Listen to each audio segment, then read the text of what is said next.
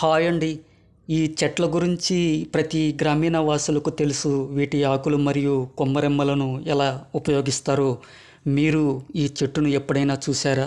చూడండి, ఇదే బందార చెట్టు. బందారాకు అని పల్లెలో ఎక్కువగా ఈ పేర్లతో పిలుస్తూ ఉంటారు. వీటి పుష్పాలను గోధుమ రంగులో, ఎరుపు రంగులో ఉంటాయి. ఈ చెట్టు రెమ్మలను పల్లెలో రైతులు వారి వారి ఇంటి ఆవరణల తడికలకు ముందు తరం వారు ప్రతి ఏడాదికి ఒక్కసారి వీటి రెమ్మ మండలను తడికలుగా ఉపయోగించేవారు. అలాగే వీటి ఆకులను వైద్య విధానంలో, గ్రామీణ వైద్య విధానంలో కీళ్ళు నొప్పులకు, కాళ్ళు పగుళ్ళు మరియు శరీరం పైన వాపులను తగ్గించుటకు వాడుతారని గ్రామీణ వైద్య నిపుణులు చెబుతారు.